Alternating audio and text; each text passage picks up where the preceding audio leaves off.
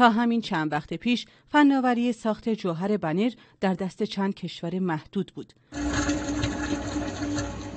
به خاطر اینکه این جوهر نیاز به تکنولوژی بالا و دانش فنی بالایی داره و اتفاقاً ایران هم از همین جوهرهای وارداتی استفاده می‌کرد. سالانه 1500 تن جوهر بنر وارد ایران میشه که 10 میلیون دلار از کشور خارج میشه.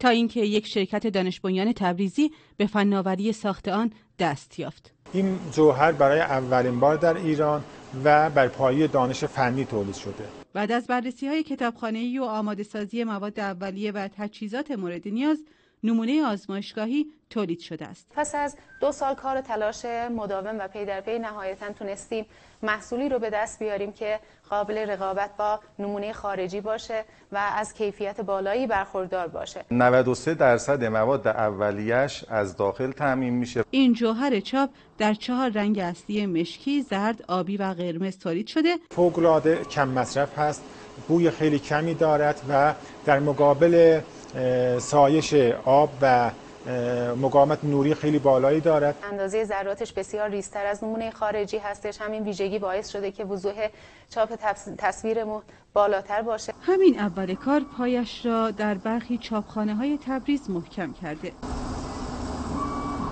قبلا با این جوهر میتونستیم مثلا با 5 لیتر 50 متر تولید کنیم مثلا، ولی الان میتونیم 70 متر تولید کنیم و پاششمون خیلی کم شده، درست شده، گرفتگی هدمون درست شده دیگه، مصرف سالوئنتمون اومده پایین و سرعت عمل اپراتور رفته بالا. ماندگاری بالا در برابر نور خورشید و پایین بودن قیمت تمام شده جوهر برگ برنده آن در بازار داخلی محسوب می شود. این جوهر اواخر آذر امسال در نمایشگاه تبلیغات و بازاریابی تهران رونمایی خواهد شد. قربانی، خبرگزاری صدا و سیما، تبریز.